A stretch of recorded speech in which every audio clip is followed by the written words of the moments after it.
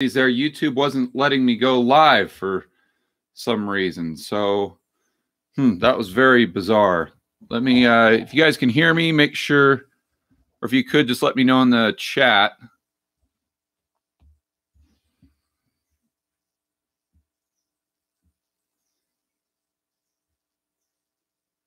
Okay, hose guy, yes. Cookie boy, good day, Georgie. We got an Aussie in the house. I can tell already. All right, cool. So Mark can hear me. Ram Jam Flim Flam. Roger that. Hi, George Toro. Hi, buddy. Daniel, we hear you. Okay, cool. All right, awesome. So I've got Sebastian on the other line. He's watching us live now. So if you guys have a specific question, you want to make sure that I see it, make sure you do a super chat. Sebastian will text that to me in real time. I'll put that right up on my computer screen, and I will answer that to the best of my ability. Just some house cleaning. Today is the last day for the promotion for Capitalist Exploits, my buddy Chris McIntosh and his research letter. It's called Insider. And if you watched either of my interviews with Chris McIntosh, you know how sharp of a guy he is. He had some incredible insights on not only macro, but some really neat investing ideas that I've actually took him up on, and I've took action on a couple of those, not all of them, but just a couple. But I'm really looking forward myself to continue to read the letter. So if you're interested in that, make sure that you take action today, because the offer will end at midnight tonight. We've got a link in the description below this video, also on georgegammon.com under the recommended resources. And there's a link on the 2 interviews that I did with Chris in the description. So getting right into the chats, guys, tons of stuff to talk about. And I see Chadism is here. Thank you, my friend. It's good to see you all the time. And we don't have that from Sebastian yet, so I'll go ahead and just answer that myself. Should I sell a condo in LA that's $350,000, rents for, oh my gosh. No, sell. Well, let me be clear. Oh, let me scroll up here. Chadism, let me, again, this isn't investment advice. I'm just telling you what I would do personally. And it all depends on your personal situation, and there's 1,000 different variables. But if I was just looking at it as an investment, and this doesn't take into consideration capital gains and all the other variables, but I would take that equity, assuming you got 100% equity, excuse me, and I would roll it over into a linear market where your RV ratio is going to be a lot higher, and you got a lot less downside. I think the argument for owning in LA or one of these cyclical markets is that you'll have a lot more appreciation. But going into a recession, if not a depression that we have with the cerveza sickness, that benefit is pretty much off the table. So I'd start looking at the downside a lot more. I don't know if you could sell it right now. I don't think prices have come down. Probably not a lot of sellers, not a lot of buyers, but I would prefer to have that equity somewhere else in a more linear market with less downside. Okay. Keep going down here. I'm not sure where Sebastian is.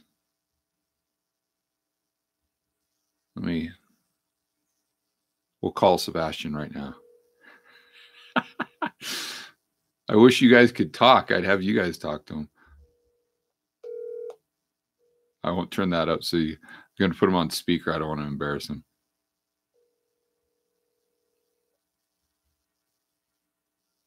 Maybe he's having internet issues.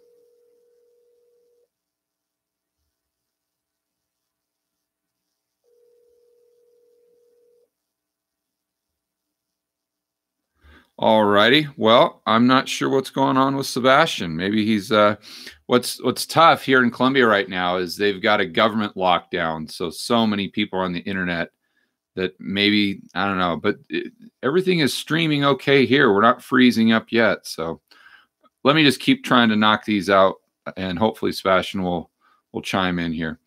Okay, Marcos, thank you for the super chat. Hi, George. Hope you are good. I'm well, thank you. I think I know where all the ventilators that are New York needs, the Fed using them to keep the S&P alive. Yeah. I mean, from a health standpoint, I really shouldn't be laughing at that, but that's a good one. Yeah, that's for sure. Okay, Niels, thank you for the super chat. What do you think about investment grade jewelry? It has a major tax benefit, little risk of confiscation. I like it. I like it a lot, especially if you're someone that's, we're all on kind of a spectrum, if you will. And I'm not talking about how you identify. I haven't gone off the political deep end yet, but no, as far as the spectrum of how concerned you are about government confiscation of your precious metals. And a lot of people, and I don't think there's any right or wrong, it's an individual opinion. A lot of people are really concerned about confiscation because what the UK government, the United States government, the Australian government, a lot of governments have done in the past. So if you're one of those people that's super concerned about that, where you're losing sleep, I think that's a fantastic alternative, because I did a video on this a few weeks ago, and I researched it for a couple hours. I could not find any instance where a government had taken the jewelry. Even in Italy with Mussolini, it was, well, according to what I read, it was kind of a volunteer type thing where you'd give them your gold and they'd give you like a little bracelet that says, I support the government, or whatever it said. I think that's a great way to go if you're really concerned about those risks. And, you know, honestly, I think even if you're not that concerned, I'd still do it with maybe a percentage, because let's say you got 100 grand in precious metals and gold, physical. I mean, would it be a real bad idea to have 5 grand or 10 grand in like a necklace where you could just hop on a plane and just peace out and they're not going to bother you? You just look like Mr. T or something like that. I think that's a smart idea. You know, your downside is you pay a bit of a premium, but I think you sleep better at night.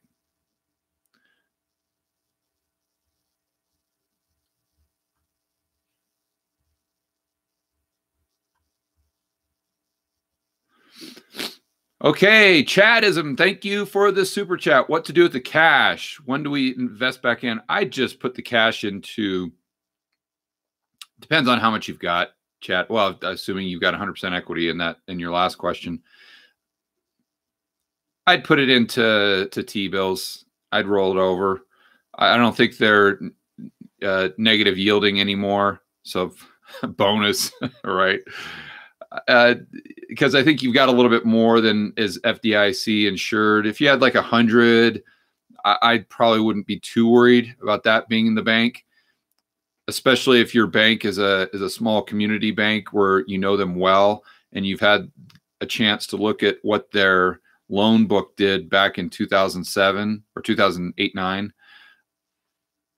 So, but even if you're over that, you know, is FDIC going to get bailed out? They don't have the funds, but they'd most likely be bailed out. I mean, it's a give and take with everything. But I'd probably just put it into 3-month T-bills and just roll them over. And what I'd do is I'd look for real estate, but I'd look for opportunities in the interim. So if you can find, I'm not saying that the whole market is going up or down. I'm actually going to do another video on the real estate market tomorrow for you guys. The one I did last Monday was super, super popular. So I'm going to try to take it down just to a basic level, not even really a real estate investor level, more of, hey, I'm just the average Joe. I own a house, or I'm thinking about buying a house. Should I wait? You know, what do you think home prices are going to do in the future. Just kind of a very basic level. And so I'm going to try to do that in tomorrow's video. But the point is that if you can find a motivated seller and get a home or an investment property at 2012 prices, it doesn't really matter where the market is. It's all a function of the price of the individual asset you're considering. It's just like stocks. The market could be in a massive bubble, but if you could somehow find a stock that was super cheap, historically speaking, at a very low, like oil as an example right now, it may be an interesting way to dip your toe into the market. And it's all a function of price. Marcelo, thank you for the super chat. Hello, George. For the past 6 years, I've been watching real estate bubble here in Vancouver, Canada. Yeah, I was in Macro Voices Live with my buddy Eric Townsend last year. And man, the taxi driver was telling me about the prices there, everything we drove by. And I was blown away. Canadian household debt is the largest among G7 countries. Do you think that this monster bubble will finally pop? Yeah, I do. I don't see how it doesn't, other than you might not have a lot of sellers because people just want to hang on to it. I don't see how it doesn't deflate, Marcello. Nothing's a certainty. I would love to hear an argument for a rational argument for how the prices could kind of remain elevated, but I don't think so. Same thing with Australia. It's just everyone's going to have to deal with the cerveza sickness.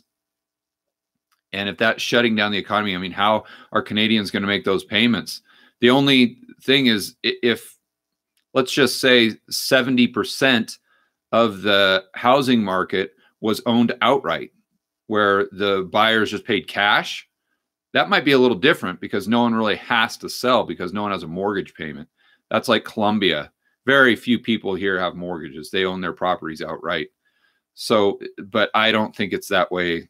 Although I know there's a lot of Chinese investors and foreign investors there that paid with cash, I don't know that that's more than 20%. So if you got 80% of the market that is going to be in a pinch, that's going to affect the market for sure.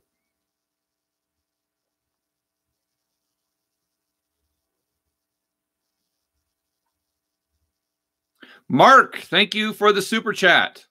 Should I pay off my house instead of cash in the bank? Assuming that you've got a 30-year fixed rate loan, Mark, no way I would pay off your house. I think that's a great way to short the dollar. Assuming that you're not overly concerned about your job. I mean, I'm making a lot of assumptions here, but assuming that you're pretty confident you can continue to make your mortgage payment, I wouldn't pay it off, because I'm assuming you've got a super low interest rate, historically speaking, let's call it 4%.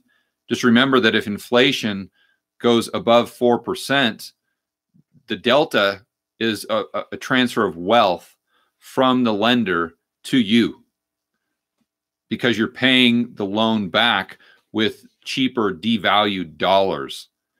So just to give you an idea of how this would work, let's take it to an extreme. Let's say that your house is worth $500,000, or your loan balance is $500,000. Let's just say that we wake up in 3 months and we've had just massive hyperinflation to where $500 will now just buy you a loaf of bread.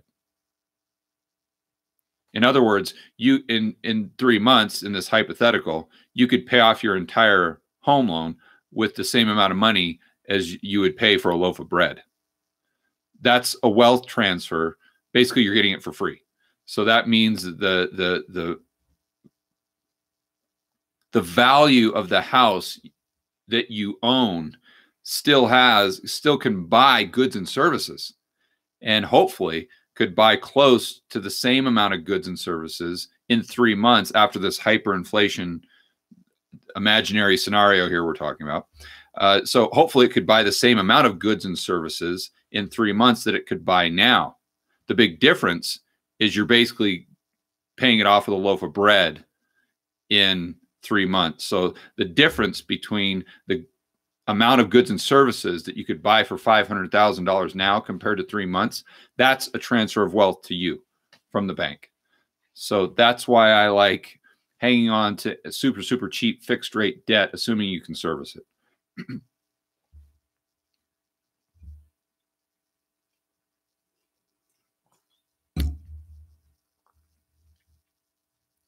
Right. Bumper plates. Thank you for the, not sure if that's a sticker or what, but I appreciate it.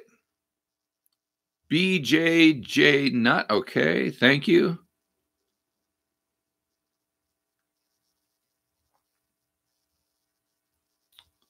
All right, guys. Hopefully I'm not missing any super chats here. Andrew. Oh, shoot. I missed one. I missed a bunch. Whoops. All right. Bear with me, guys.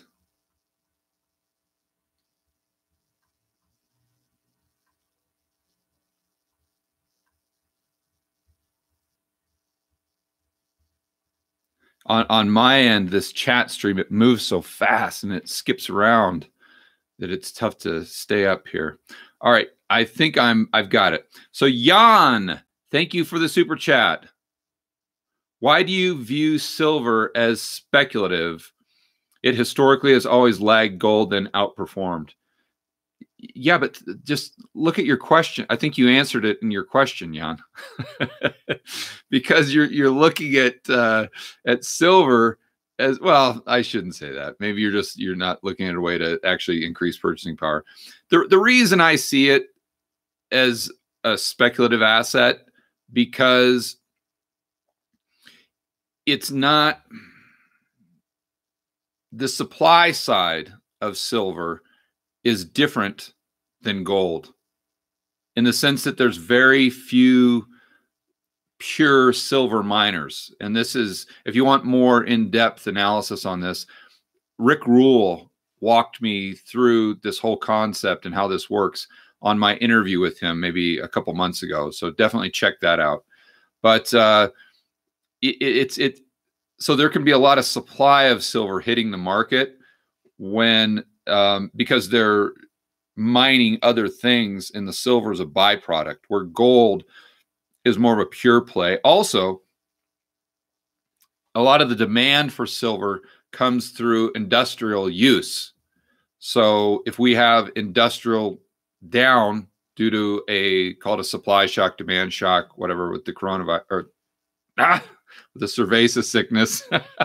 I got to catch myself there. With the cerveza sickness, then you could see the demand drop on that side of the equation, while the demand increases on the other side due to holding it because you think that we're going to experience some inflation. So I'm not saying it's bad. Don't get me wrong. I'm not saying that it couldn't be a good insurance play. I'm just saying I like gold better.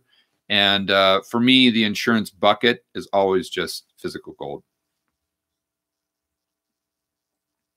Conrad, thank you for the super chat. 4 years of housing prices to drop. 4+ years, yeah.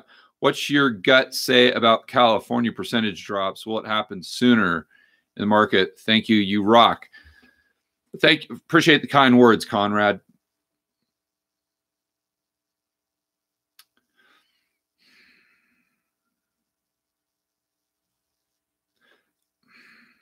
Well, I'm trying to. Yeah. The reason I would say yes, most likely, and who knows, but most likely yes, because the RV ratios are so low in California, and I'm talking about the major markets, LA, San Francisco, that a lot of the investors there that own these properties are cash flow negative on a monthly basis. If you're cash flow negative on a monthly basis and you lose renters, or there's no appreciation, you're in a real bad spot, super bad spot. And if you have the price to income ratio at such an extreme, meaning the monthly mortgage payment would most likely occupy a larger percentage of that person's take-home pay. There's going to be additional pressure if the job losses increase substantially, which they most likely will, especially if you go back and look at the jobless claims last week of 6.6 million. That's on top of the 3.3 the week prior. Just to give you some context, at the height of the GFC in 2008, 2009, we were around 600,000. So that's not good. We've never seen anything like this in the job market before. So takeaway, I think there is probably a chance where the home prices in California drop faster. But there again, the Fed could come in and just buy all the mortgages through the mortgage-backed securities or sausages, the mortgage-backed sausages. I don't want, I need to get to the other questions. This is a fantastic question, Conrad. I think if I'm on the fence because of what the Fed can do and what the government could do, but excluding that, I think definitely from a fundamental standpoint, the prices would go down faster. Yes. And just to reiterate, tomorrow's video, I'm going to be talking all about this. I'm not going to be looking at it really from an investor standpoint or RV ratios, just really a homeowner, just the average Joe and Jane. I'm going to be looking at it from what's going on right now, the stimulus package and how that applies to homeowners, and then how I see prices playing out in real terms over the long run. And I'm going to get into the nitty-gritty of that. Okay, so Conrad is with us. Conrad, just so you know, or excuse me, Conrad. Sebastian is with us. Sebastian, just so you know, I'm on Conrad. His question about the California. Yeah, so you're texting me everything, Sebastian. Don't text me everything. Just text me from Conrad. I've done with that. So now we're on Andres Garcia Osa. Andres, thank you for the super chat. Do you think we are headed to financial system reset? If so, how would that look on the other side?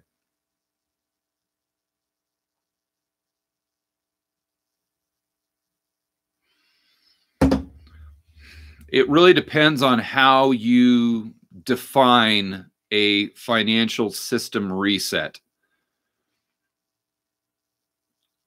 I definitely think when we get to the other side of this next recession, regardless, or depression, regardless of how long it takes, things are going to be different.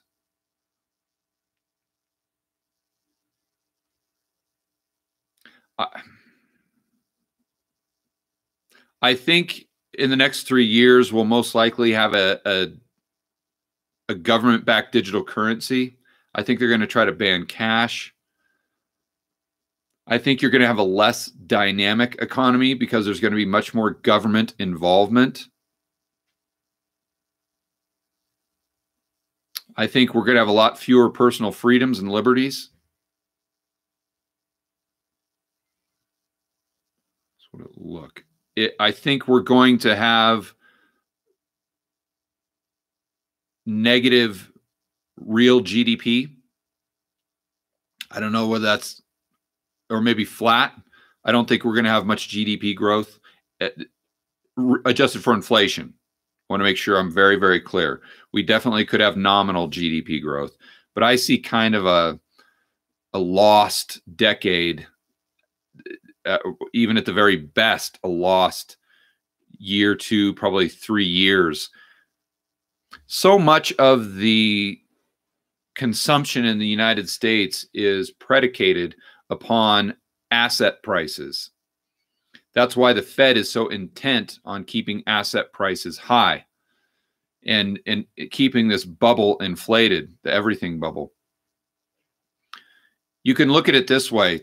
If the majority of the population are baby boomers and they are retiring, if their 401k or their investments in the stock market take a 50% haircut and they lose 50% of the equity in their home, which is most people, if you combine those two things, that's the majority of their net worth.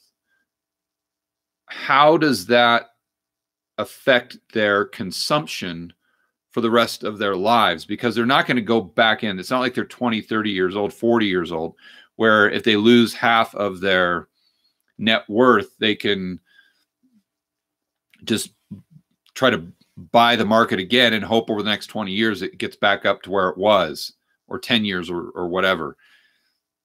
It just doesn't work that way. So you've got to put yourself in the position of someone who's 70 years old, let's say, and let's say you had $1 million portfolio or net worth from a standpoint of $500,000 in the market and maybe $500,000 in equity in your house, and that goes down to 500 grand.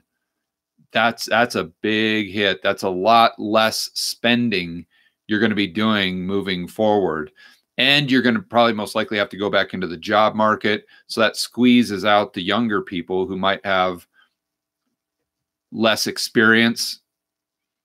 There's more competition for lower end jobs, more government involvement, more monopolies, less startups, less capital to invest in technology or startups in general. Let's think this through.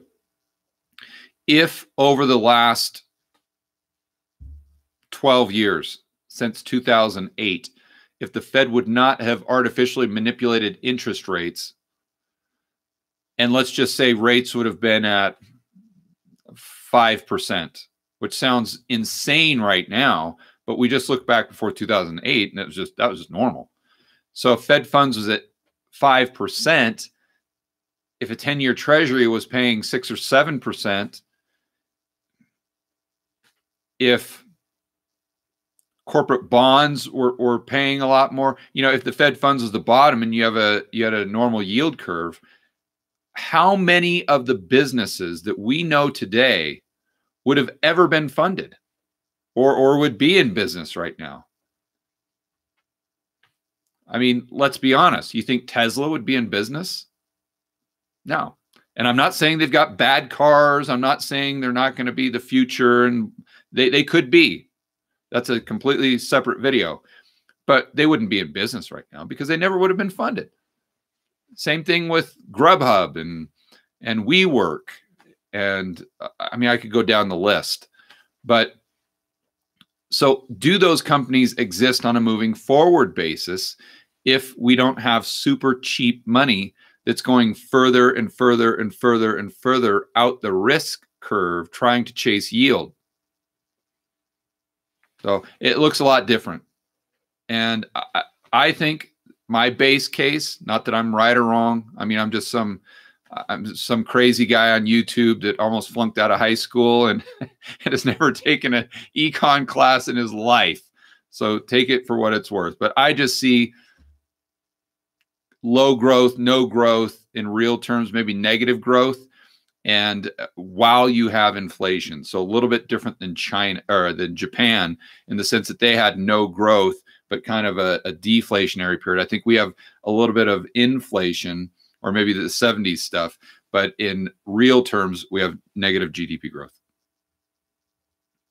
I know I took a long time on that one, guys. Sorry to get behind, but it's just very important that we think all these things through because there's just a lot of cross currents at play. FR Kiddo, thank you for the super chat. Keep it up. Yes, you've got a pair that's looks like he's doing curls. I wish I could do that right now. I can't go to the gym. I can't leave the damn apartment. J6, thank you for the super chat. SDO or TZA, SDOW or TZA. Anyone short the indexes? I'd be very hesitant going short I'm not sure those what those tickers are, Jay, but I'd be very concerned going short outright because the Fed can come in and just buy everything. And I just, I think they're just going to break the rules. They're going to change the rules just to try to prop everything up. And instead of being the lender of last resort, I think they're going to be the buyer of last resort. And so I would be hesitant to short anything. But again, that's me personally. That's, you could be an expert at that and maybe pull it off a lot better than I could. The Argonautics, thank you for the super chat. I'm planning to diversify the insurance part of the portfolio, only gold so far. What do you think about things like Bitcoin, silver, platinum? Okay, so to me, there's nothing is insurance except for gold. Gold's, that's it. Not even paper gold, just physical gold. That's insurance. So it's not that I don't like Bitcoin, silver, or platinum. It's just, in my opinion, those are not insurance. It doesn't mean you shouldn't buy them. Those are speculations. And platinum, I think platinum's pretty expensive right now. So I hate to buy something when it's not cheap. But I don't know that. But as far as Bitcoin, I like Bitcoin as a speculation because there's so much asymmetry. Silver, I've talked about that. I really like it because it's so darn cheap right now, but I like it as a speculation. So me personally, I wouldn't try to diversify the insurance side of my portfolio because there's only one option. I just wouldn't have it 30, 40, 50% of my portfolio. I only have it as 10%. Marcos, thank you for the super chat. It seems every dollar the Fed puts to keep the stock market alive goes out instantly. It actually looks like a huge transfer of money for friends and insiders.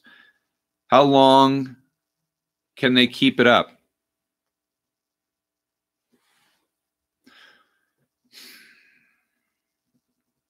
Let's see, Marcos. That's a great question. I'm just trying to think how I can explain it in one simple, fast step.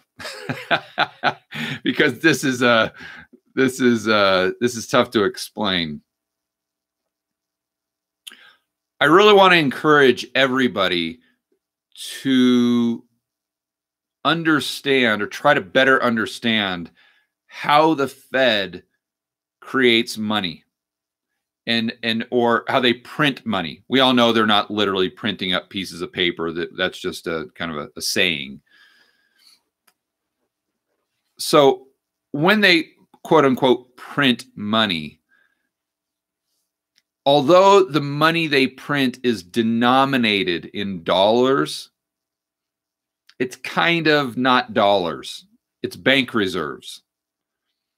So to say that the Fed, if you're saying the Fed prints money and increases the money supply at the same time, as though they're synonymous, that's not actually true. And if you do that, then you kind of start to make mistakes in your thinking.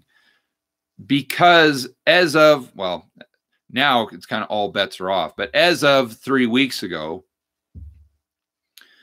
the bank reserves, I want you to think of them as Dave & Buster tokens that have a value of $1. So if there's a video game at Dave & Buster's that costs $1 to play it, if you put in one of your $1 Dave & Buster tokens, then you can play the video game. And Dave & Buster's can create as many $1 Dave & Buster tokens as it wants for the people who are playing games at Dave & Buster's. Okay. Well, Dave & Buster's is the Fed. And the people that come into Dave & Buster's are the primary dealers. They're the ones that have the reserve accounts held at the Fed. So when the Fed prints up money, they're printing up Dave and Buster tokens to buy assets from the people who come into Dave and Buster's. Okay, the primary dealers. But in order for those Dave and Buster tokens to get out into the real economy, meaning outside of Dave and Buster's, the people that are in Dave and Buster's that go there that have the Dave and Buster tokens, they have to exchange them at the door for dollars, and then they take their dollars and go out into the real economy, go to the grocery store, go buy gas, pay their phone bill, pay their rent, etc. Okay, so my point is the people in Dave and Buster's, they have to take those tokens, they have to kind of exchange them and do something in order for those tokens to get out into the real economy. It's the exact same way with the Fed. So when they print money, it's bank reserves. The bank reserves just go from bank to bank to bank. So even if you've got Goldman Sachs that buys $1 billion worth of treasuries from JP Morgan, the money doesn't get out into the real economy. It's not growing the money supply because it's just a transfer from Goldman Sachs account with the Fed, their bank reserves, to JP Morgan's bank reserves. The money never leaves the balance sheet of the Fed. It never expands, right? So the primary dealers or the banks under the Fed's umbrella that have accounts with them, if it's just going from bank to bank, the money supply doesn't increase. Base money does, Dave and Buster tokens do, but real dollars don't. So if JP Morgan makes a loan to you for $1 billion, if they loan Marcos $1 billion, then yeah, the money supply increases, and they could have more lending power because they've got more reserves to back up those loans. You see, or if JP Morgan, let's say Marcos, you have $1 billion worth of mortgage-backed sausages. If JP Morgan wants to buy your mortgage-backed sausages with excess reserves that they have, then yes, then what happens is those reserves go to, let's say you're with Wells Fargo. The $1 billion of reserves goes from JP Morgan's account to Wells Fargo account, and the new $1 billion worth of deposits go into your checking account at Wells Fargo. Bam! Now all of a sudden there's $1 billion of real dollars in the system where there otherwise wouldn't. That's the transfer mechanism there, right? So I want to make sure that everyone really understands that thoroughly. Going back to your question, I got off track there. Okay, right. So it looks like a huge transfer of money for friends and insiders. Kind of. It all depends on what the primary dealers do. I think if you look at their 4-letter programs, the alphabet soup programs they've come out with recently, Marcos, that's more of a huge transfer of money to friends and insiders, because now what the Fed is doing is they're buying assets directly from the private sector who don't have reserve accounts held at the Fed, in which case that is creating additional money supply with those bank reserves. So again, the takeaway here is if they're doing it just intra-bank, the Fed, if they're just buying assets from other banks that already have accounts with them, they're not growing the money supply in the real economy. If they start buying things from the private sector or entities that don't have reserve accounts, then they are increasing the money supply. And so that's the way I'd kind of look at it. Really need a whiteboard for that one. All right, Bennett, thank you for the super chat. Hey, George, nice job on RT America. I appreciate it, Bennett. That was a lot of fun. If you guys don't know, the other day, I think Thursday maybe, I was on RT Television, RT America, with Rick Sanchez. He does their primetime news, I guess. And it was about 5 o'clock. He had me on there live to talk about the Fed, and I followed Jesse Ventura, who I'm a huge fan of because I used to love WWE and WWF. So I used to watch Jesse the Body Ventura. So, and I didn't know I was following him. So when you kind of see it on the screen there, you're watching it in advance, or who he's talking to you before you come on. And I saw Jesse the Body. So that was really cool. But yeah, thank you very much. And if you guys want to watch my appearance there, I think I put a link up on my Twitter feed. So check my Twitter feed last week, and you'll see a link that you can watch. You can watch it on YouTube or something. Any suggestions on investments denominated in more solvent currencies? Yeah, there's very few solvent currencies, Bennett. That's the problem, buddy. Also, thoughts on Dragon portfolio from Chris Cole. Well, Chris Cole is one of the smartest dudes out there. So if you're talking about his long-term portfolio where he adds volatility into it, I'm a huge fan. I think that would be fantastic. Unfortunately, I think that gets pretty complicated. I don't know that for sure because I haven't researched it extensively. But if my memory serves me right from listening to that episode, I think it's a little more complex than might be.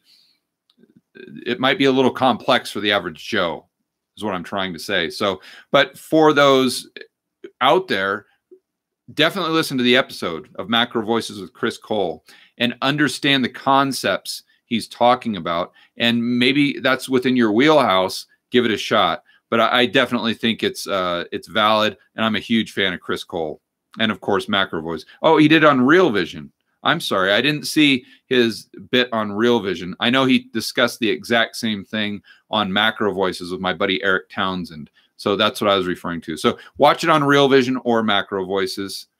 As far as solvent currencies, man.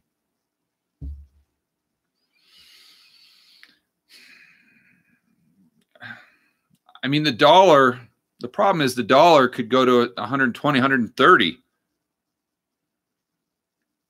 Outside the United States, there's such a shortage of dollars. I guess if it's a long-term play, Bennett, if you could get some cheap stocks in like Singapore, denominated in Singapore dollars, I would. Actually, I think that's probably what I'd do, because I'm assuming, I haven't looked at a chart lately. I used to go to Singapore all the time, but I'm not sure what the Singapore dollar is right now. But assuming that it's kind of cheap historically, going back to like 2011, 2012, I think, and you could get some cheap stocks there, maybe because of what's going on with the cerveza sickness. I have no idea if their market's up, down. I haven't looked at it, but I'd probably start there. And I hate to say anything in Europe because it's so volatile right now. And I like long-term Asia. Long-term, I mean 10 plus years. So I think that would be the place where I'd start, Singapore. Andrew, thank you for the super chat.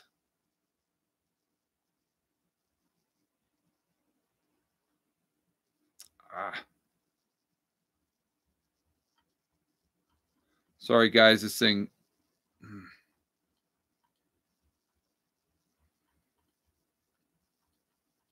Bear with me, guys. This thing skipped all over again.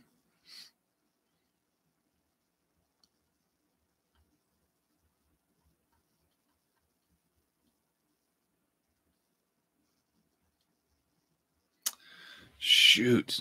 All right. Now I can't get to that last question. Let me see if I can find it.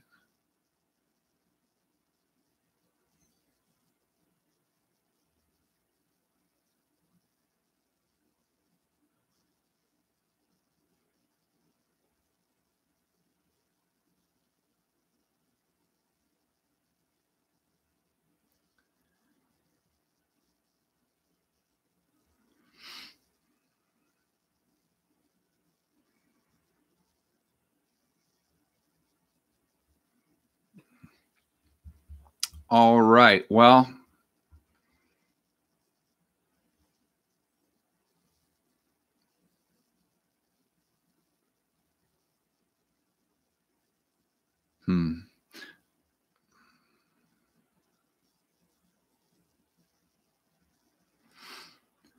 All right, guys, the thing skipped on me. I can't find where I was. So I'm just going to go down and start on Sebastian's list. Sebastian, you can tell where I am. And if I missed anyone, make sure that you tell me at the end so I can reply to them. Okay, so I'm going to start now. The last, you heard the last one I did, so I can't find it again because it deletes the earlier comments on the live chat. So I'm going to start with Anderson Fabiano. So anything between my last comment or the last super chat and Anderson, let's make sure we tag that to the end. Okay, Anderson, thank you for the super chat. In the inflation years in Brazil, we rushed to the stores, spent all our money the day we got paid. Yeah. Otherwise, it'd be worthless the next day. Is that the kind of inflation you envision in the United States?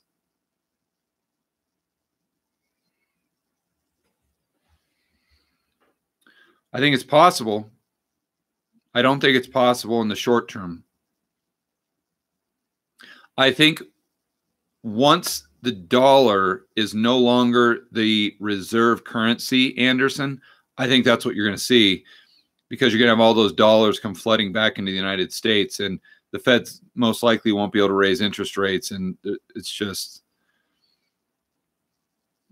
I think, now it doesn't mean that we go into Venezuela, but I think you could see prices going up 20, 30, 40% per year in the United States. But I don't want to really sound the alarm bell too heavily on that, because although I do think that's a possibility, I don't really see that as a reality or even a high probability for like 3-5 years. So, but it's definitely a possibility, especially with as much base money is being created and MMT and how much the money supply is going to grow. Additionally, how the global supply chains could be disrupted to the standpoint of we might not be able to import many things. We'd have to produce most of what we consume in the United States. That means prices would really go up, especially if we've got MMT that's creating more dollars in the system, chasing fewer goods and services. So I'm not saying Venezuela there, but I am saying 10, 20% inflation per year, which would, although that people might not go out and buy things that day, they definitely want to buy things that week or that month. Rocky, thank you for the super chat. CARES Act allows you to withdraw from your 401k without a penalty. I moved my S&P position to cash in late 19, didn't take a hit. I'm 30 and rather pay taxes now and use money to invest now. Thoughts? I don't know how much you took out, Rocky. I don't know how much of a tax hit you took, but I think that was a pretty darn smart move. I think you're probably very happy you did that right now, Rocky. My thoughts are pretty much the same as I tell people now. I told people 3 months ago, prior to the cerveza sickness. And it's all about just buying what's cheap.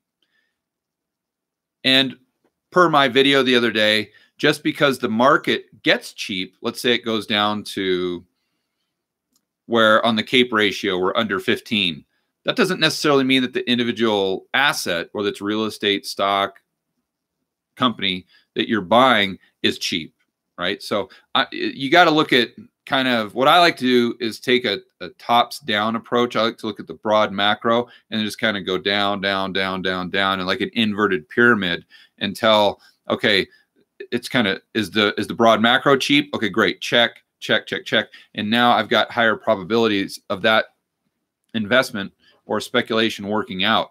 But to be very clear, the market could be incredibly expensive, like the housing market, let's just say, because it's a lot more inefficient. So it's much more likely in the housing market and real estate. We could be at all-time highs, 2006, 2019, and you could still get a smoking deal, and you could still find something that's cheap. It all depends on the seller. If you find a super, super motivated seller that just has to have liquidity tomorrow for whatever reason, you could get a 2012 deal in 2019. So it isn't necessarily about the broad market. So I don't want to get too fixated on that point, but that is where I start, right? So I think it's good to look at everything. So my thoughts are just keep your powder dry and look for things that are cheap. If you want to get into real estate, I would, I wouldn't just dive right into the first thing that you see. Just I've talked about it in several other videos. If you want to get in the market, I would just, if you can find something that's super cheap, like I bought coal the other day. I'm not saying to buy it. I'm just saying I bought it because it's super, super cheap. So that's kind of how I would address it for my own portfolio.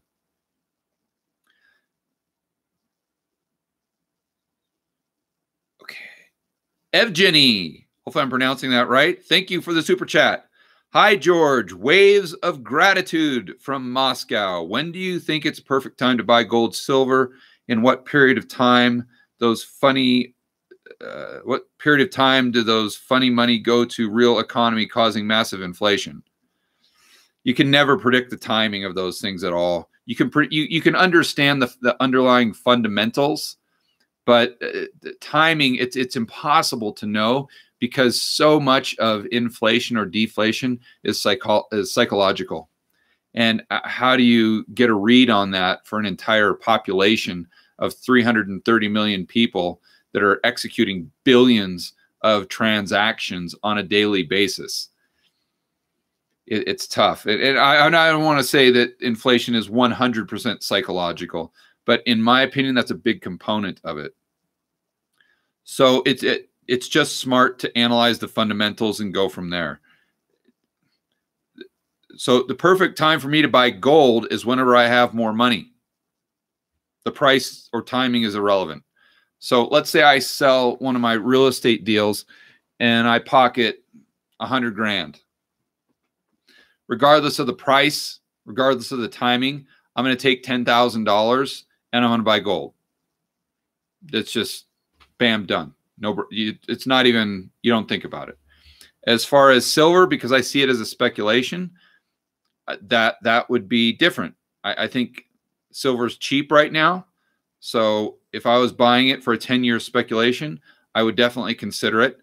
But again, I think we've got to compartmentalize the two precious metals there. Marcos. Thank you for the super chat. It seemed every dollar the Fed puts up in the stock market goes out. It actually looks like huge. Okay, so I already answered this one. Zach, thank you for the super chat. I just finished watching your video about gold confiscation. You mentioned offshore vaults. Stay away from Perth. Can you recommend any specific ones? I haven't used any of them, Zach, so I can't recommend them from personal experience. I would look into the Canadian Mint. I would assume, and I don't know this for sure, I would assume that they have storage as an option for the consumer. If my memory serves me right, that's where Rick and Rick Rule and Sprott keep the gold for their gold fund is in the Canadian Mint. So I'd probably start there. I'd look at somewhere in Asia because Asia is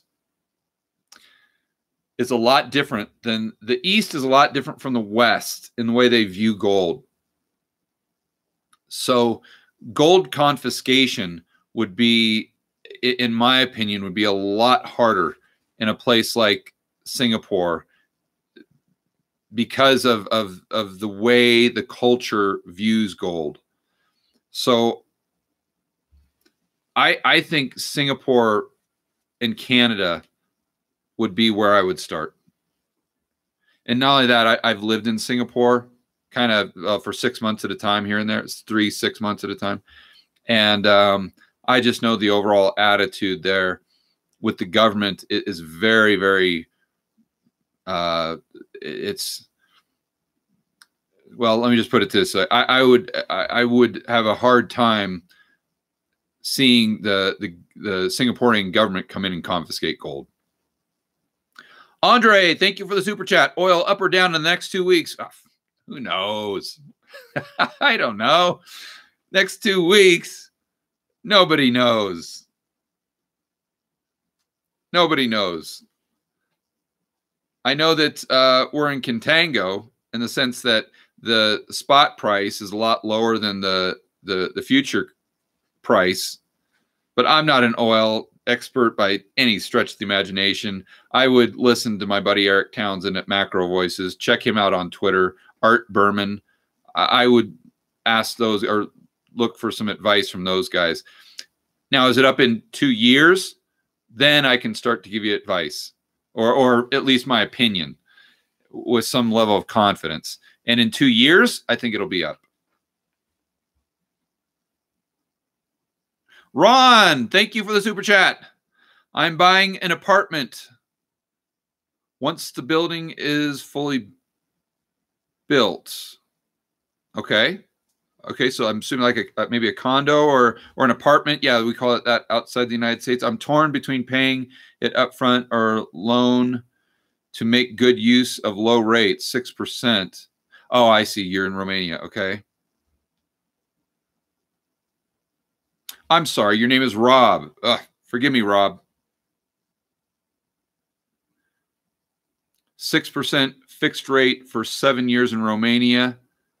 Variable after that. Yeah, see, you guys,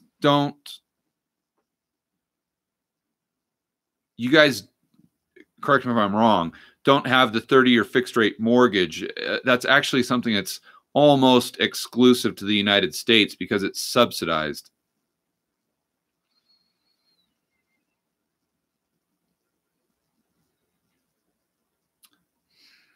It depends on your financial situation, Rob, and how stable you are, how stable your income is.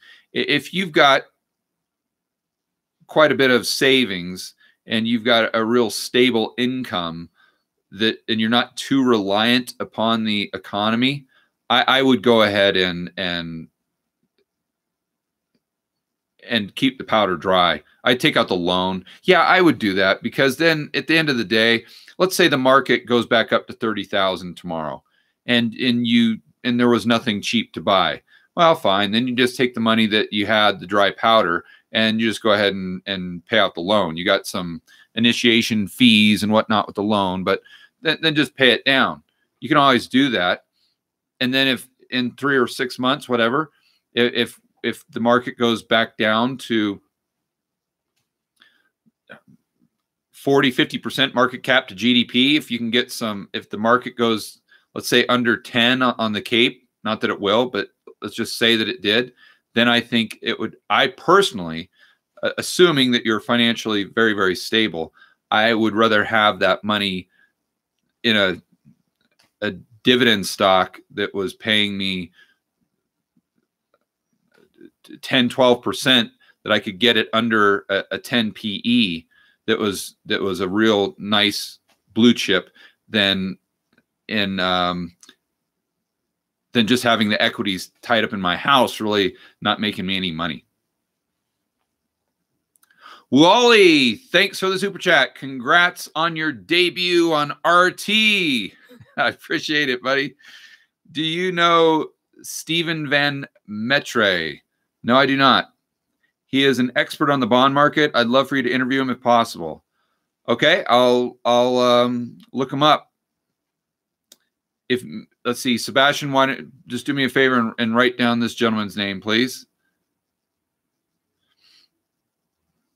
Financial Fortune, thank you for the super chat. Is uranium about to go to all-time highs with all the mines closed, pervasive sickness, utilities renewing long-term contracts from 2007? I have no idea if it's going to all-time highs. No one does. The only thing I can do right now is tell you if it's cheap. And historically speaking, it's cheap. And if you listen to my last interview, the part 2 with Chris McIntosh from Capitalist Exploits, we really go into uranium, and I try to push back and give him some counter arguments so he can just really express how detailed his thoughts are on this topic.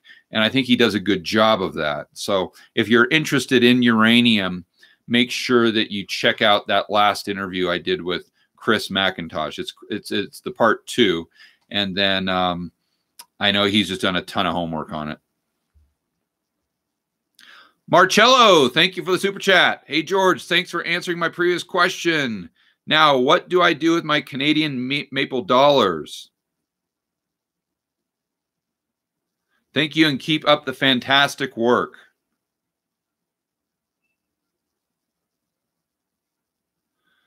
Canadian maple dollars. Well, I'm not sure that I'd really do anything. I don't know that there's much to do there, if I'm understanding you right, Marcello.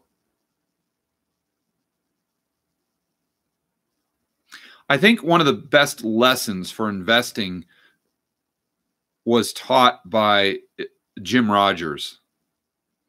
I remember in his interview with Jack Schwager, who did the Market Wizard books, and this interview must have been done in the late 80s or early 90s. The way Jim Rogers described his investment strategy is, he said he just does nothing. He says it's the hardest thing to do, and it's often your best move. Just do nothing. And he says, I just wait and sit. And he says, then when I see some money laying over in the corner, all I do is I just go and pick it up. And then I go back and do nothing. And it's what I love about Jim Rogers so much, is he puts things, he just simplifies things down to its just core. This is what you need to know, and anything else is just kind of nonsense. And I think we tend to, and myself included, we intend to overcomplicate things to an extreme. And if we can just get down to the basics. And so what would be an example of just sitting and doing nothing and just waiting till you see some money over in the corner and just going to pick it up? Well, if, I'm not saying they're going to, but let's just say that the CAPE ratio gets down under 10 and you can buy Apple at a 10% dividend yield or something. Okay, that would, in my opinion, that would be just finding a pile of money in the corner and just going to pick it up. Or let's say you could I'm not saying this will happen, but let's say a house, really in a great neighborhood, all the numbers make sense, and you can buy it for half price, half of what you could buy it for 3 months ago, let's say in a year. And it's under, and remember the chart I always use, guys, is the housing prices adjusted for inflation and size going all the way back to 1900 or even the late 1800s. And you guys know there's just that line that's right average, right all the way across. And in 2006, when we came crashing down to a bottom in 2012, we bottomed right at the historic mean. So if you got to a point where you could buy at a level under that historic mean and get a 1.5, 2% RV ratio, who knows what's going to happen in the future? To me, that would be another example of just finding some money and going in the corner and picking it up. But right now, going into like, and buying Wells Fargo as an example at a 7% dividend yield, I don't know. That's maybe a little more speculative. I don't know if I'd categorize that as just money laying in the corner. So that's the best advice that I can give you via Jim Rogers.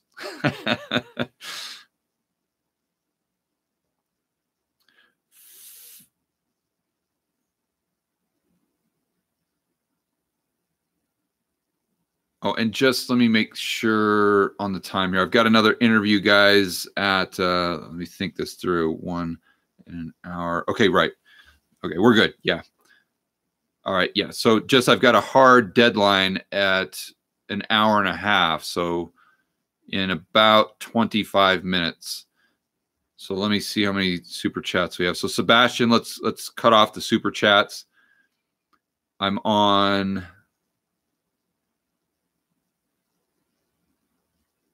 Yeah, I'm on Feral Android. And let's cut off the no more super chats, guys, please. Because I got to make sure I get to this next interview on time. And Sebastian, please go through one more time and make sure I didn't miss any super chats.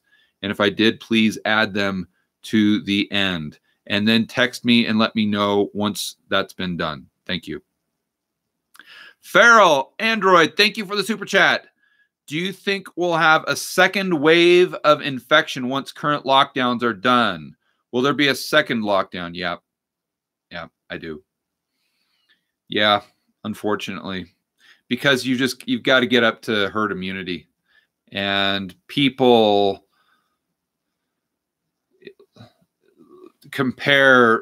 they're still comparing the cerveza sickness to the flu.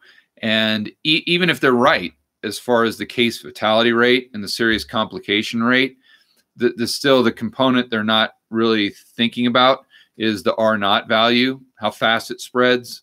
And they're not thinking about the fact that the majority of Americans and people in the world, for that matter, have a certain degree of immunity for the flu.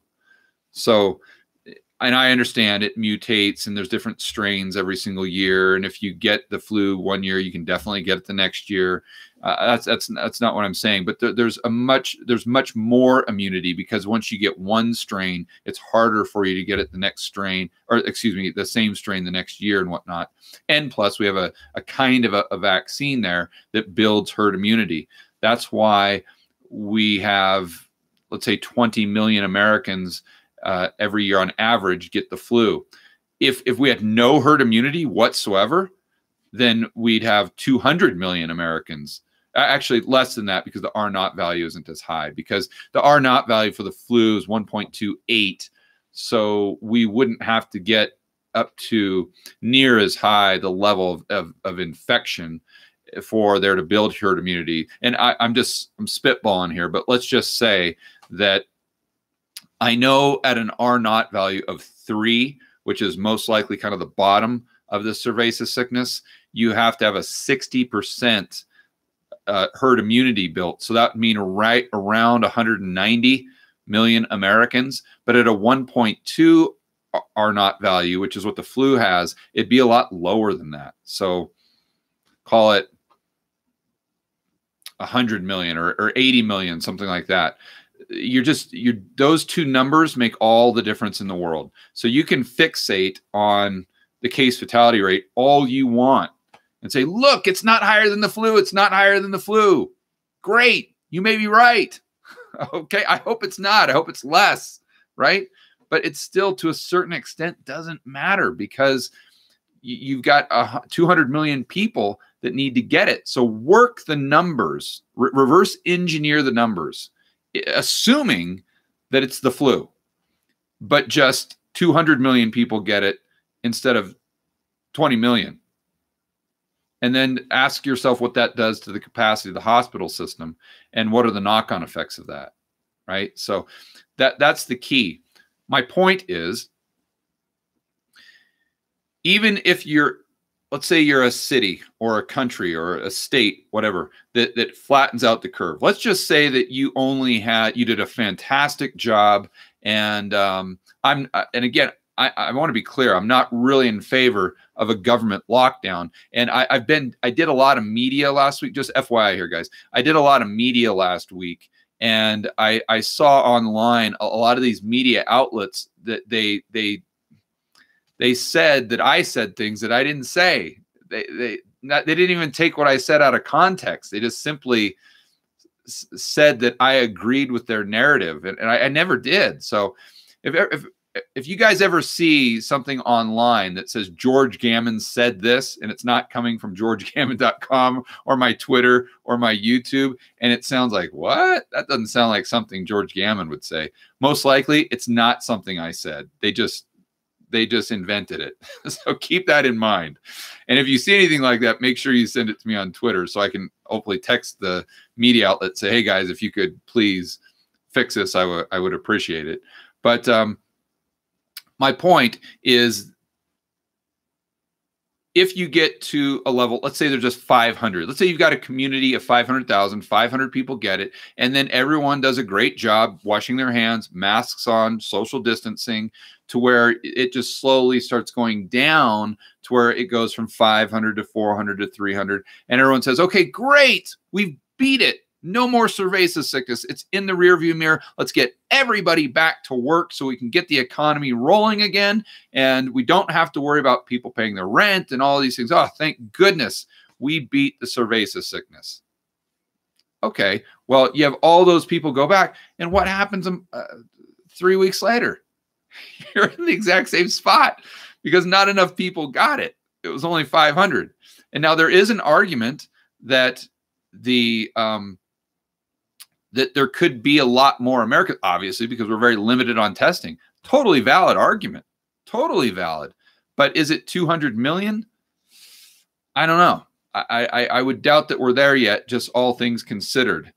And so my point is, unless you were a community or a state or a city, country, that let's say you got flattened out the curve and it started to decline, then yes, everyone could go back to work if you completely walled off the community. So I mean, no flights, no cars, no one coming in from anywhere else. Because if you don't wall off your community, you're going to get a flight coming in from New York or from Washington or from Italy or Spain or wherever, and bam, it's going to bring it right back in, introduce it to the population that has not yet built herd immunity, and you're in the right in the same position. So I'm hoping I'm wrong. I'm hoping that there's a lot more people that have actually that have had this and just been through it, just thought it was like a normal cold, and we won't go through this kind of this double dip type thing.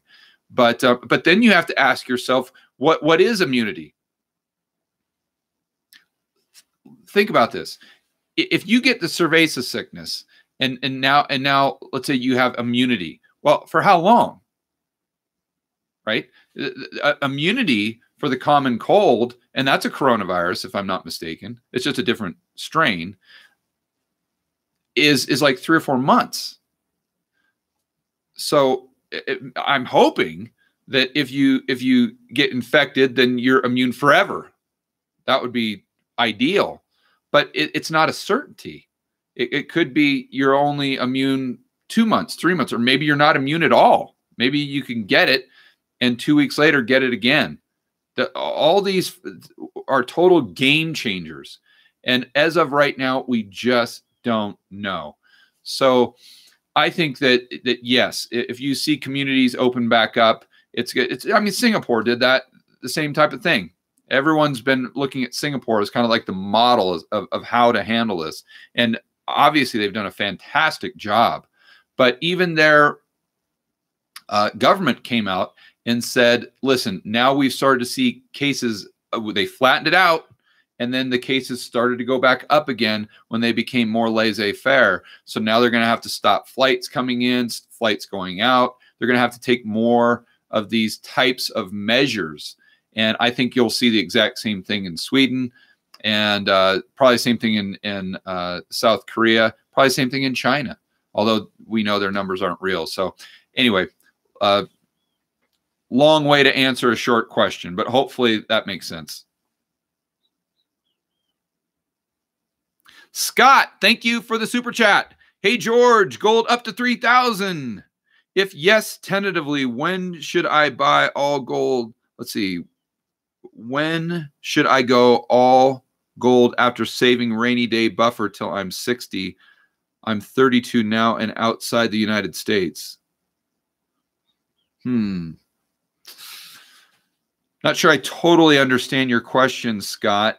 Let's see. Should I go all gold? Oh, after saving like a rainy day fund, maybe is what you're saying?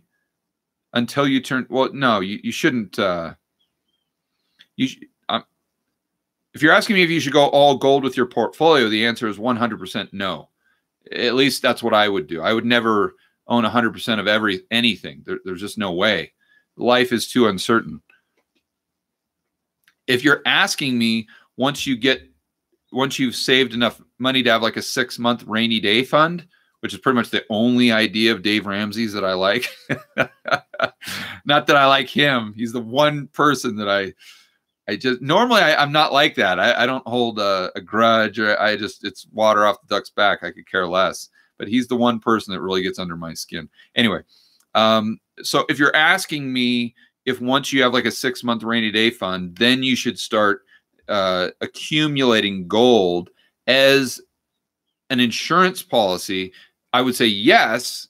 If I'm doing it though, I'm not exceeding the 10% of my portfolio. Just to be very clear there. Cody, thank you for the super chat. Buying gold and silver still, following your advice on being patient with real estate. Okay, cool. Really feels like we are teetering point for big financial collapse. You could be right. Keep up the good work. Thanks, Cody, and I appreciate you being on the live stream every single week. Justin, thank you for the super chat. Reading some good news from China. Okay, awesome. That economy climbs again after reopening. After Europe, USA opens again, everybody wants to go out to restaurants, etc., right? And what do you think about housing market? Will it be affected? Well, Justin, I'm hoping I am wrong. And I'm concerned that once everything opens back up, we're going to see the curve start to decline. Then we're going to see an uptick, and everyone's going to go right back. Trust me. There's nothing I hate more than being locked up in this apartment now for almost 2 weeks, and I can't even stand, or I can't even imagine being here for another 2 weeks, let alone another month or maybe longer. But if I'm just looking at the math, that's kind of my base case. So, and I don't know that everyone's going to want to run out and to the restaurants, and I don't know that it's back to business as usual, Justin, because assuming this takes us 2 or 3 months, there's going to be so much damage done to the economy. Not that and I want to be very clear, the damage to the economy was done long before the cerveza sickness. The structural weakness and fundamental flaws in the economy were there, and they've just been getting worse and worse and worse and worse. It's just the cerveza sickness was the catalyst to expose all of those fundamental flaws. So, and more specifically, the debt. So just because we go back to, call it normal, in 2 months, that doesn't mean that the economy is fixed. And think about all the businesses that go out of business because the only reason they were in business was because the excessive debt in the system. Well, they don't just open up the very next day, and those employees don't just get rehired immediately. So there's a lot of knock-on effects here. And the longer this goes on, the lower the likelihood that we go back to where we were 2 months ago. I just don't see that happening. But from an optimistic standpoint, is that a bad thing? One question I'd pose to all of you to ponder is, and this is something I threw out on Twitter as just kind of a thought experiment. A lot of people are saying, look, the virus is a lot worse, or excuse me, the damage to the economy, the cure for the virus is a lot worse than the virus itself.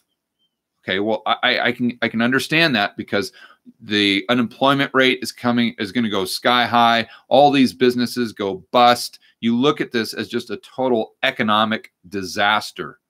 And they say, and even people on the right, left, it doesn't matter. They say, listen, we've got to stop this. We've got to do anything we can to cushion the blow here.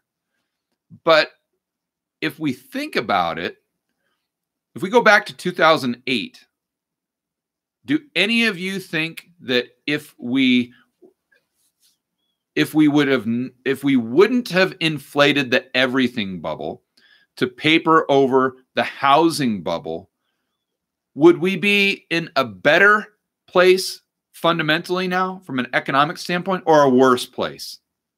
I think that almost everyone on the live stream right now would say, well, if we would have just taken the pain and not tried to paper over everything in 2008, and if we would not have blown up the everything bubble, if we would not have done quantitative easing infinity, if we let it just interest rates go where the market wants them to go, the economy would be on much stronger footing right now than it is. And we wouldn't be struggling as much from an economic standpoint. I'm not talking about the health.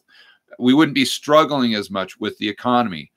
Okay, well, if that's true, then do we really want to cushion the blow right now? Do we want to do that again, where we try to kind of paper this over and not take as much pain as the economy wants us to take, because it wants to get out and flush out the bad debts, the malinvestment? That's what it's doing right now. That's what it's trying to do. When, as you all know, the cure for the business cycle is a recession, or sometimes even a depression. That's the cure.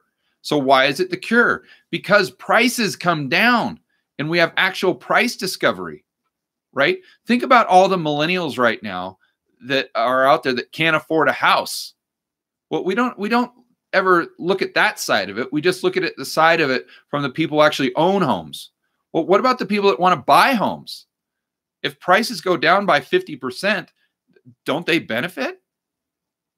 If stocks go down by 50%, aren't there a lot of people that otherwise couldn't afford to get in the game? Don't they benefit?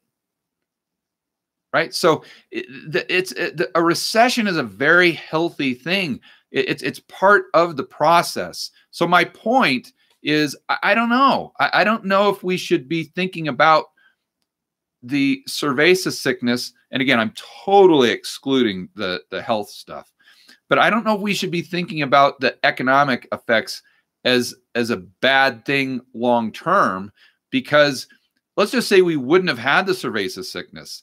Then the everything bubble would have just got bigger, bigger, bigger, bigger, bigger, bigger, bigger. And let's say the Fed would have kicked the can down the road until 2022 or 2025. Think about how big the bubbles would have been then. And as you guys know, at some point in time, the bubble's going to burst, right? So would we, and I know it seems like just inconceivable amounts of economic pain right now, but if this is the amount of pain that we're going through right now, where jobless claims are going to 6.6 million in a week, think about how bad it would be in 2023 when the debt is 10 times higher and the bubbles are 10 times worse, right? So I'm not saying one way or the other. I'm just throwing it out there as a thought experiment. And give me your opinion. Hit me up on Twitter later on today. Let me know what you think. If you're one of those people that believe that we should have taken the pain in 2008, we would have been a lot better now. Do you think we should just go ahead and take the pain now so we're better off in the future? I don't know.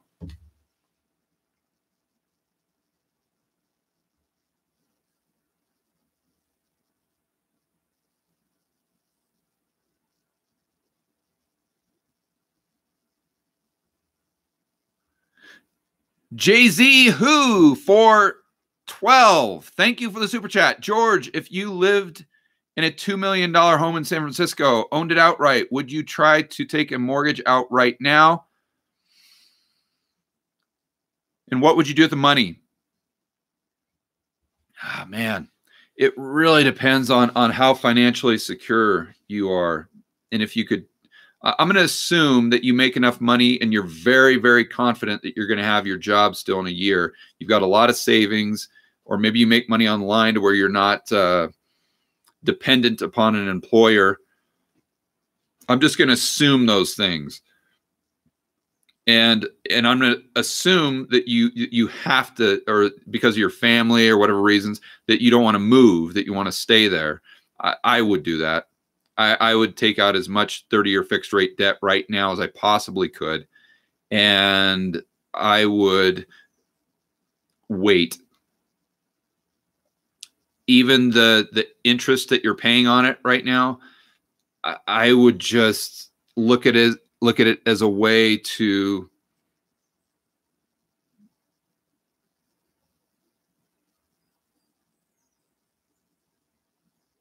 yeah. I was going to say maybe a line of credit, and then if you could because I don't see interest rates going up very quickly in the near term.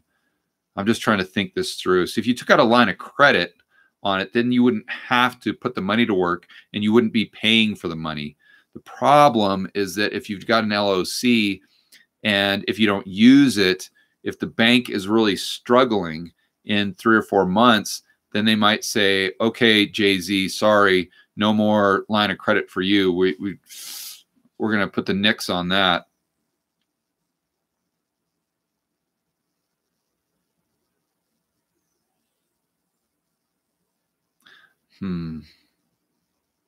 See, I just hate to have you take out a mortgage term and then now you're on the hook and you're paying a lot of interest.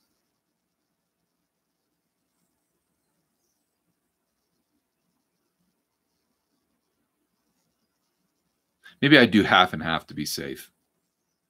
Maybe I do half and half. I'm assuming you can get a 70% LTV.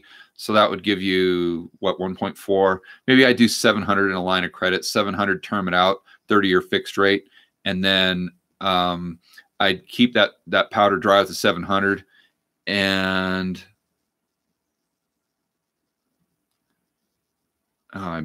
sorry. And then as long as you got that, and then if things get super, super bad, you can use what you termed out and you have in the bank. And even if that line of credit gets cut off, you're still okay.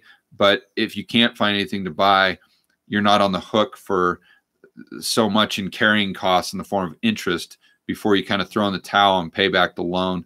That's probably what I'd do if it were me. But to be clear, I wouldn't take even the 700 you term out. I wouldn't take that and just go feel as though you have to rush in and buy something. That's what I'd avoid.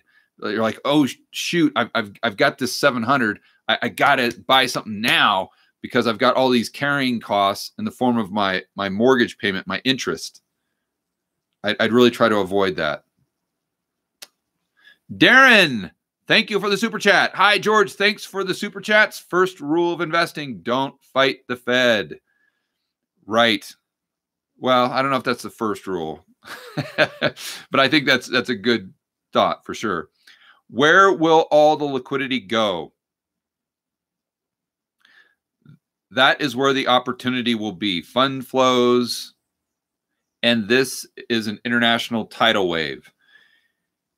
It is. It is. Where will all the liquidity go?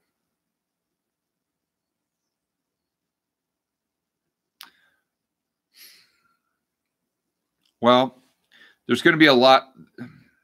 Well, first and foremost, there's a lot less. There most likely will be a lot less purchasing power moving forward, because if you have well, I won't go into that, but that's going to take us a long time here. But where will liquidity go? You got to look at the dollar for foreigners.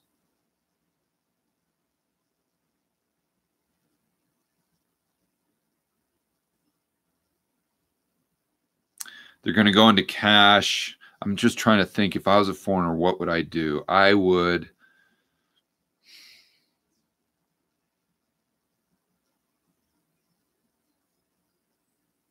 Man, I'd buy gold. Whew, I could not buy gold fast enough.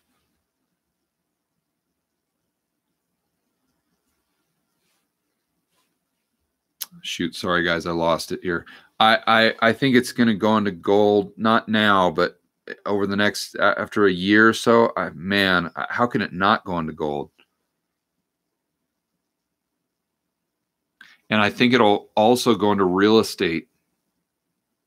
Maybe not in the United States, maybe not in the developed countries, but maybe like in Colombia or in a less developed country where they don't have a lot of debt in the system. That's their hedge, is they just take all their money and throw it into real estate. So I'd look at real estate in some of the underdeveloped countries and gold. I think that's where it's going to flow, but where everything's going to go, I don't know. And I think there's people are going to take a lot of haircuts. So I don't know that there's going to be as much purchasing power. A lot of debt destruction. But I think short term, most likely the dollar. It's tough to see the dollar go down against other currencies in the short term. Zoomer, thank you for the super chat. Thank you, George, for the great service of education. You should run a course on securities analysis. No, I should not. No. And central banks, or minimum, please write a book. So securities analysis, guys, I'm really not, I'm not into securities analysis. Not that I'm not into it, but I admit I do not know as much as I should about securities analysis. When it comes to central banks or how the economy works, I think I can pretty much hold my own there. And I'd probably admit hesitantly, as you can see, I probably would admit that when it comes to macro and understanding central banks and how the plumbing works and the repo market and all these things, I do know quite a bit about that. I know enough about that to where I'm confident enough doing whiteboard videos explaining it. As far as securities analysis, I don't know enough about it to where I'd be confident explaining that to another person. I'm trying to learn myself. And that's why I'm doing things like the educational series with Patrick Ceresna on options. A ton of people have been emailing Sebastian asking him when we're coming out with episode 4. We're shooting that next week. So hopefully that'll come out next week. And then we're going to do kind of like a workshop where everyone can tune in and watch Patrick trade options in real time in the real markets. And I'm going to be there as a student, just trying to absorb as much as I can. So I just want to be specific on kind of what my strengths are and what my weaknesses are. But the cool thing about my weaknesses is I'm anything I learn, I always try to make sure that I'm taking you guys along with me on that journey. So I think sometimes that's even more powerful than me coming in and saying, okay, here's how the repo market works. Bam, bam, bam, bam, bam, bam, bam, bam. Okay, you get that. But if I'm like, okay, I have no idea really how options work, let's get Patrick Ceresna in here and let's have him teach me, and you guys can walk through the entire journey. I think it might even be more powerful from an educational standpoint. At least that's what I'm hoping. So I'm going to be doing a lot of content with the stuff that I do know a lot about, but I'm also going to be doing a lot of content with the stuff I'm trying to learn. Hopefully that'll be as valuable. William, thank you for the super chat. Okay, now a couple I missed here. Grand Finale, thank you for the super chat. Are you concerned with subprime CLOs? Yeah. Yeah. Sure. I'm concerned with all those types of derivatives.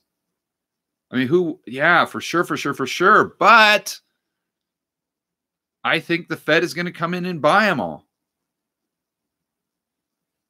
I don't know if we're going to have a situation like 2008 from that standpoint, because they have the playbook. In their minds, it's pretty simple. You just create all the funny money and just take all the mortgage-backed sausages in whatever form and buy them all. So because if a derivative is on the Fed's balance sheet, and let's say that it goes down in value by 99%, the Fed doesn't care. Fed doesn't have a P&L. And so technically it wouldn't really affect the economy, or it wouldn't affect the profitability of the pension funds, the banks, the financial institutions. It just, you see what I'm saying? It's like, well, I don't want to go back to that Dave and Buster's because I don't want to overcomplicate things, but I think you guys understand what I'm saying. If the Fed owns the entire bond market, as an example, they're never going to sell. And if let's say you own a bond, the one that hasn't been sold to the Fed, you don't really have to worry too much about the bond price dropping or the interest rate going up or anything like that, because the Fed owns everything. And if they're not selling, you don't really have a market. It's a very weird. And even for me, it's tough to get your head around, because we've got to introduce ourselves to the concept of there not being a market. There's no market for derivatives. There's no market for maybe equities. I don't know. There's no market. I mean, look at Japan. There's no market for JGBs because there's no buyers. There's no sellers, because the government owns a good majority of them, or the central bank. So hopefully that explains. Yes, I'm worried about them, but I think sooner or later they're going to be on the Fed's balance sheet. Neurosurgery, Highland, thank you for the super chat. 14% of yearly flu cases are from the cerveza, okay? This is cyclical, ending in April, despite scientific yet simplistic assumptions. Just a comment, okay? Yeah, I mean, I think really the takeaway is we just don't know. We don't know. And I kind of piss off everyone in my opinion of this, and that I don't know. I hate to have the government come in and tell you can or can't do something. Oh boy, that is a slippery slope. So I understand that from a health standpoint, ideally the government would come in and just bam, lockdown. But because of the window of opportunity that opens for the government longer term to take away our liberties, and I mean, my gosh, you could go on and on about that. In addition to, if there is an argument for not taking such an economic blow, we discussed that earlier. I'll leave that up to you guys to decide in your own mind, but it's just I think my standpoint is I hate to see the government come into it. I just wish they would have been honest up front and given the people the data, right? Remember back, what, a month ago, 2 months ago, where the CDC was coming out and saying that masks don't work. Not only do they not work, they're counterproductive. They actually do more bad than good. Like, what? Like, why are we doing this? I mean, I get it that they didn't have enough for the medical community, but don't you think a better function of the government, or better decision back in January, when guys like Townsend and Chris Martinson, and even I did a video on it in late January. I mean, if I know something, or if I'm suspicious of something, don't you think the United States government should kind of be on top of that? Don't you think they should have said, okay, well, let's just take maybe some money and buy some masks just so we've got them, just in case. What's our downside there? So I just wish they would have been more honest and given all the data. I know there's data out there that would suggest that there's a lot more people that have it. And as far as the case fatality rate, it's much more like the flu. Fantastic. But let's just get all the information out there so people can make decisions. And let's encourage, and I'm talking about the government, let's encourage people to wear masks. Let's encourage people to practice social distancing, wash their hands, do all these things. Because what's our downside to that, right? Even if this is gonna pass, and we're all gonna say, "Oh man, how stupid we were for worrying about the cerveza sickness." Okay, fine. So you've got the population goes out, kind of looks stupid for a couple months wearing face masks, and they've got some dry hands because they're just obsessively using soap and antibacterial gel or whatever. And maybe you don't go to some bars, maybe you don't go out drinking as much, go to some movies for a couple months. What's your downside there, right? I mean, so that's, I piss off everyone in the standpoint of, I don't like the government doing it, but I wish that people would have maybe taken upon themselves with the proper data to take more precautionary measures. So anyway, that's just my opinion. But I think the main takeaway here is, guys, we just don't know. We don't know what the case fatality rate is going to end up with. We don't know what percentage of the population has it. These are all just complete unknowns. Baron, thank you for the super chat. How did you become so knowledgeable on the Fed and central banks? Baron, it's kind of my personality, buddy. And it's got its strengths, it's got its drawbacks for sure. And that when I get interested in something and fixated, I am absolutely obsessive about it. Like it's, to a standpoint of it, it's probably not healthy. And back in 2012, when I retired, I got into macro, and since then it's just been an obsession. And every time, even when I'm not doing videos, guys, this is the honest truth. You can ask Sebastian, you can ask anybody. As soon as I get done filming the videos, I'm listening to podcasts. I'm listening to Macro Voices. I'm listening to Real Vision. I'm watching YouTube videos. I'm trying to learn more. It's nonstop. Even when I go to bed at night, I'm listening to podcasts, or I'm studying macro. If I'm in the shower, I'm sitting there. I've got my phone, and it's outside on the countertop, and I'm playing the latest Jim Grant podcast or something. It's just, I mean, before the cerveza sickness, if I'd go to the country club where I'm a member and play golf, I'd have my headphones in and I'd be listening to macro podcasts. That's how I can do it. But I've always been like that. I've always been like that. Whatever I sink my teeth into, I tend to learn more about it in like a month than most people learn in like 5 years because I just do it 24/7. So AF Visions, thank you for the super chat. Great truck deals right now. Yeah, you got it. 0% interest. Oh no, you're talking about I thought you were going a different direction there. Okay, I thought you were talking about the old school Power Strokes, the ones that I like to buy as a store of value. Great truck deals right now. 0% interest for 84 months on no payments for 1 year. Yeah, but is that great or is that horrible? Get a new truck at fixed rate with dollars strong. Oh, no. Similar to 30. No, because you're buying a depreciating asset. That thing's going to drop 60% in value the moment you drive it off the lot. What are you talking? No.